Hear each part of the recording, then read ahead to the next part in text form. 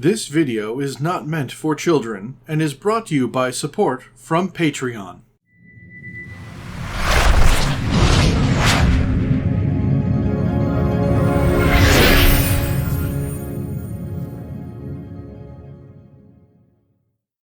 Hello, and welcome back. I am Maester Aelix, and this is the Outer Worlds, and we are right back where we left off here, trying to solve the murder on Eridanos. We are in the lobby of the Grand Colonial Hotel, and now we're going to go talk to Cedric. Boop. Okay. Hotel guest. Good. Got quite a way to travel to Cedric. Is he over by the spaceport? Oh no. There. So when the Rizzo spokesman said that the unveiling would be indefinitely postponed, what did he mean? Are we going to... Oh. Another lovely fountain. I heard a monster noise.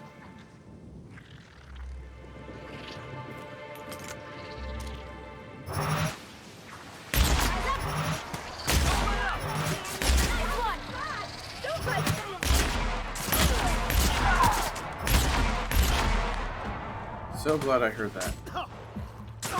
Oh, there's more. Don't mess with us! Okay, what have you got? Ammo, and garbage. No thanks. And then you... Ammo, thank you.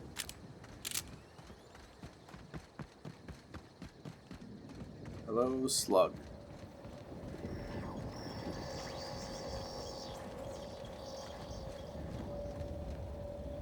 This way has been opened to us. Ah, the spaceport. Right. And back here we go.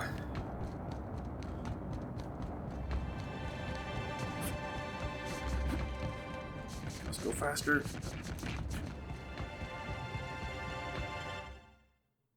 All right. Oh, is something wrong with my gun? Oh, it's slightly... Okay, yeah, I'm not gonna... Oh, hey, an unexplored door. Huh.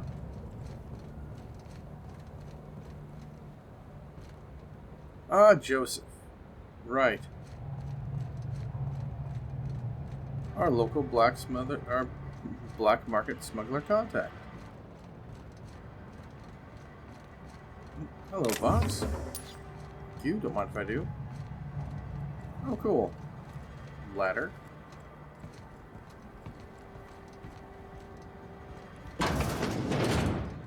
Why, it's the inspector. Good on you, making a proper entrance. You would not believe how many times that ladder's come in handy. Why ladders do not come standard in all offices is completely nonsensical. Now then, here for my alibi, I assume. Alright, later. First, I want an explanation of that nonsense outside. Another murder? Drunk Raptidons? Black Hole Birdie practicing his hacking in the middle of the street? Stop me if it's one of those, or I'll just keep guessing. I had a run-in with some slug agents. Sounds as though you've already sorted it out yourself. How did these thugs get their hands on slug gear? Slug uniforms do seem to go missing from the hotel laundry with impressive regularity. Easy enough for someone to nick a few. Now ask yourself this. Why would anyone give thugs slug gear and send them after you? Alright, who is ever behind this wants to pit me against slug? Right again, Inspector. But I can't fathom who would benefit from tarnishing my reputation like that. Can you? Let's see. If you have a theory, spit it out. Oh, that's good. That's very good, Inspector. I like this. Dominant, aggressive, The man in charge. I don't want to accuse anyone without hard evidence, though it may be worth noting Ludovico has motivation in spades. So, As you've deduced, I did not send anyone from Slug after you, nor is it likely they assigned themselves that task. Still, I am sorry for the trouble, Inspector. With that settled, I assume you'll want to know where I was the night of Helen's murder. Oh, let's hear it. Let's see. That night, I was... torturing Elliot Nasser for information on missing cargo. That was a messy one. Didn't break until nearly noon the next day. Can you imagine? And where could I find Elliot Nasser to verify that? An excellent question. I had his body dropped off the edge of the land complex. I'm not sure what happened to it from there, scientifically speaking. Maybe it dissolved? Ultimately, though, it doesn't matter. You'd be a fool to believe me, regardless of what I told you. People lie, and I am, incriminatingly, people. Alright. So, your alibi is that you were busy murdering someone else. Which, as I said, you should not trust. If it helps, however, you might consider pursuing not my means, but my motive. Why in the name of the architect would I kill Halcyon Helen? She was making me a fortune. So Helen's death is a net loss for Slug? I'm considering a line of commemorative merchandise. Still, that's nothing compared to what Helen would have made us in the long run. I'd offer to assist you in your work, but I have a mystery of my own to solve, I'm afraid. Anything I should look into? You may very well want to. This particular trouble strikes me as not unrelated to your investigation. Items are disappearing from Slug's storage and processing warehouse. The thefts began a week before Helen's unfortunate death, and there have been more instances since.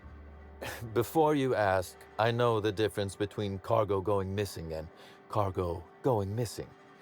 This is the latter. What's gone missing specifically? Nothing unsavory, and nothing Ludovico shouldn't know about, if that's your concern. I'm quite serious when I say Slug is a legitimate business. As to the specifics, I'm not sure. The warehouse foreman should be able to tell you. Before you ask, I know the difference between cargo going missing and cargo going missing. This is the latter. Okay. What's the connection to Helen's murder? I'm not sure. I'm only confident there is one.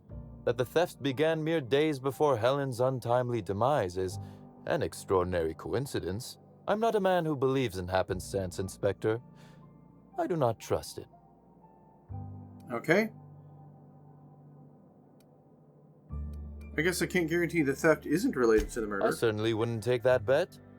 Regardless, this will be fun. You out in the field, chasing down leads. Me, scheming in my office, preparing to unspeakably mangle the perpetrator. All right.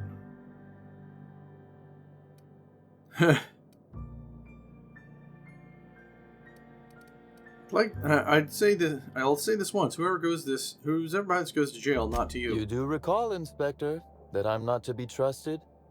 But certainly. Whatever you say. You'll want to speak with Ella Tinsley, the warehouse foreman. I've cleared her as a suspect myself, but should she refuse to cooperate, shoot her.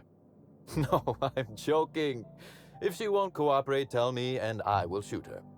And do feel free to search my office for clues while you're here. Don't hold back on my account. Before I get started... Was there something else you wanted to discuss? The constable is dead. Constable Keene? Now that is a damn shame. Am I right to think this wasn't a workplace accident?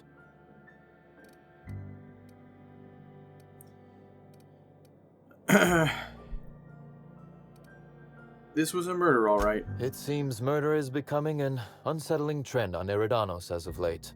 Thank you for informing me of Constable Keene's passing. When you find her killer, please be certain to make them suffer.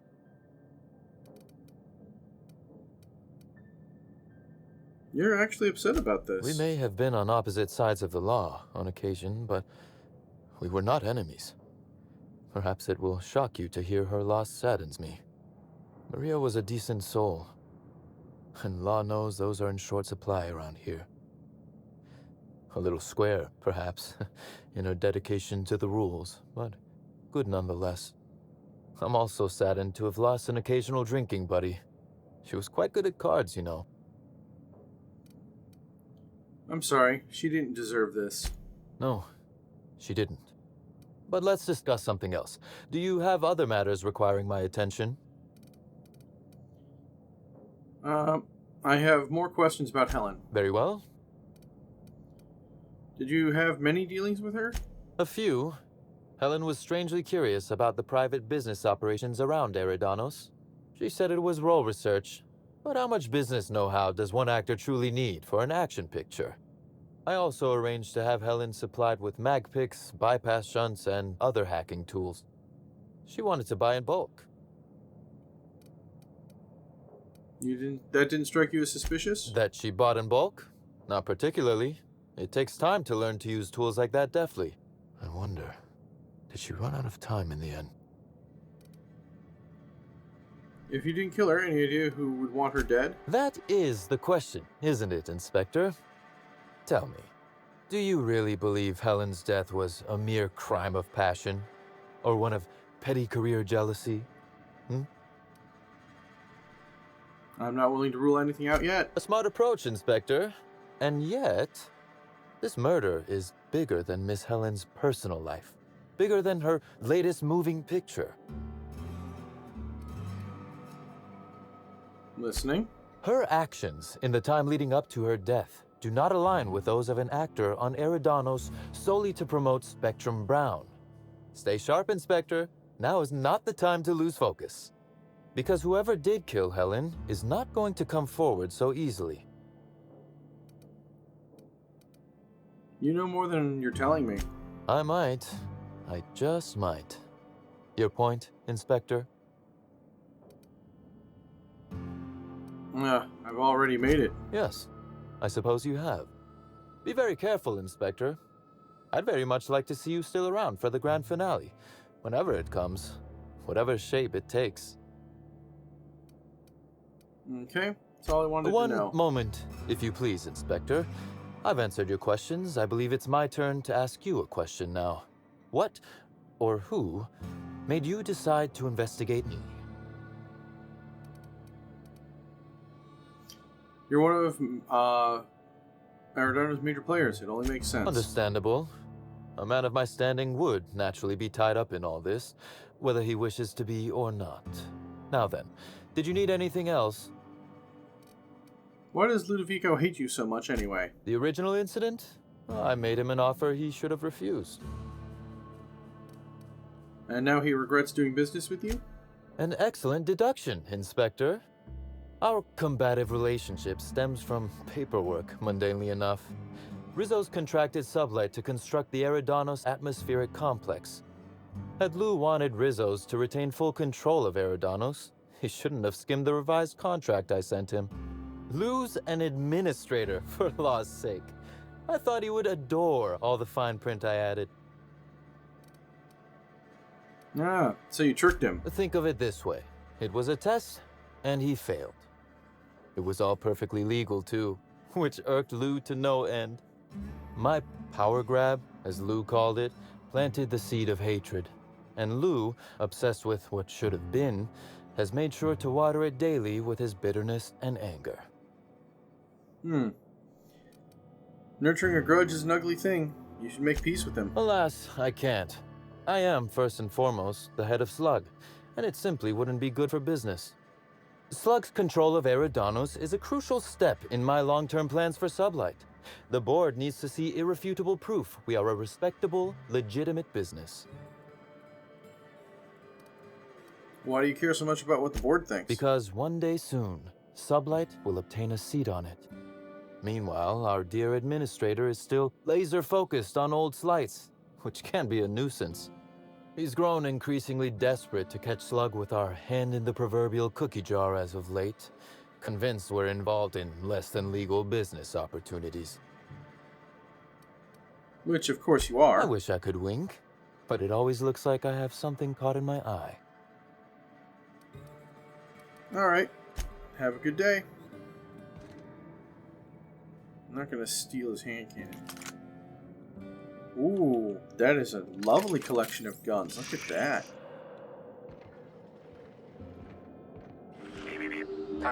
A cursory fingerprint analysis shows this display case was recently opened or closed. The gun on the bottom looks special. Has it been customized? Confirmed. The grip has been modified for a specific wielder, most likely the rifle's owner. Additionally, the plasma rifle sights appear to have been realigned to better accommodate a shooter with slight myopia in one eye. Analyze fingerprints The further. fingerprints belong to Cedric Kincannon. Just as I expected. Alright. Admiring my rifle. Had it custom fitted by a woman on Monarch. And what's this over here? This copy of TK contains 142 fewer pages than a standard copy. The missing pages were likely removed to create sufficient space for the hidden listening device inside. Short-range transmission capabilities. The receiver must be somewhere nearby. You figured that out just by looking at it? Huh. We ought to talk shop one of these days. Inspector, please consider speaking into the device in order to trace the transmission and reveal the receiver's location.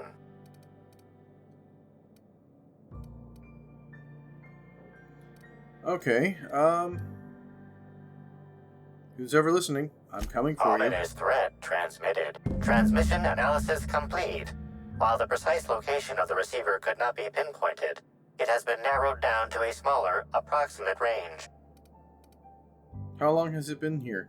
Analysis inconclusive. However, there is a minor accumulation of dust particles present on the book's uppermost surface. Examine the dust. 98.3% of the dust particles are less than 500 micrometers in diameter. Oh, okay, thanks. This unit is glad to have been of service, Inspector. The surrounding The area. area within a 0.5 meter radius of the book possesses a dust coating comprised of at least twice the number of particles. It's not very dusty then. It must have been placed fairly recently.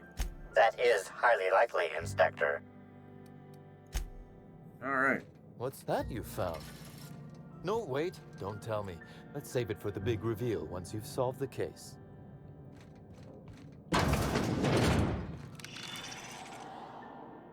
Okay, no obvious blue glowies.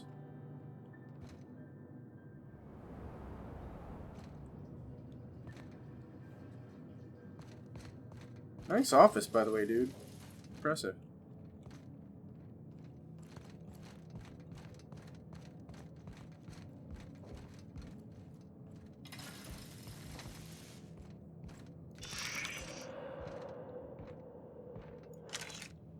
Thought I heard something. Alright. Why, hello, people. I'm busy. Okay. I'm pretty happy working for Slug. Mr. Kincannon treats us with respect. Alright. Good to know.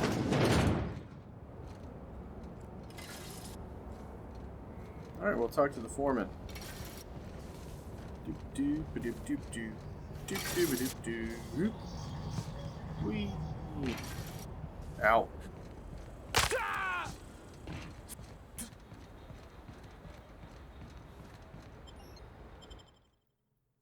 Alright. Hi there. Sorry, this area is off limits to port vision. Oh, wait half a second. You're the inspector. That is correct. Sorry about that. I'll buzz you right in. Thank you. Feel free to have a look around, sir. I will. Found a vending machine. Found a more other differenter vending machine. Alright. So this is where Slug keeps all its contraband, right? Presumably. Bypass shot, mag picks, pep pills, greens, lobby door, slug guard, purpleberry stuff. Hello again. Okay, you are uninteresting. Sublight Underground takes care of its own. Oh, I know. Sublight's pretty cool. I worked for them for a while. Just, leader was kind of a Fight nutter. Night's still on then? Timeline discrepancy detected nearby. You better respect me, Doc. The biology of this sprat is highly unusual. This sprat has been in contact with multiple parasites, yet shows no symptoms of infection. Alright. Why is the spread so A big? cursory analysis of this organism's anatomy suggests it was bred deliberately for its unusually large size. How did its spread survive infection? Sprats possess highly adaptive immune systems capable of developing immunological memory with extraordinary speed.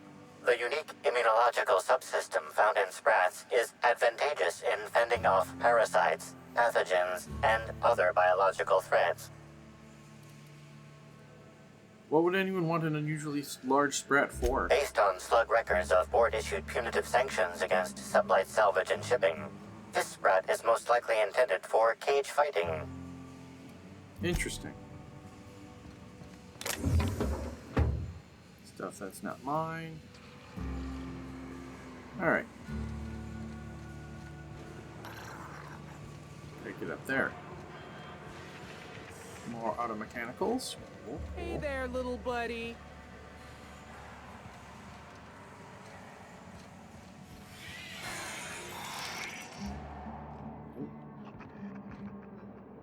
Heard a whoosh.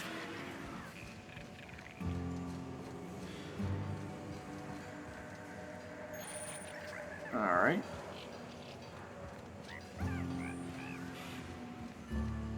Foreman. Ooh, fragile. Look at me. I'm a little package, all wrapped up with clouds and whispers. There's the word.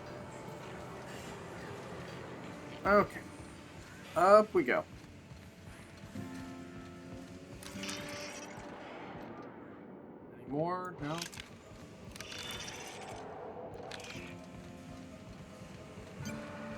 Slug guard.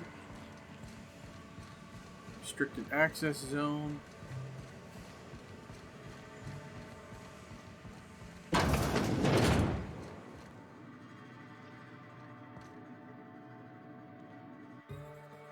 Princess of Hephaestus copper locket. This locket contains a small piece of a young picture of a young dashing woman. On the interior door of the locket, the following is described: "Even if we have to live the rest of our lives in exile, you'll always be royal to me. Sarayuko." Neat.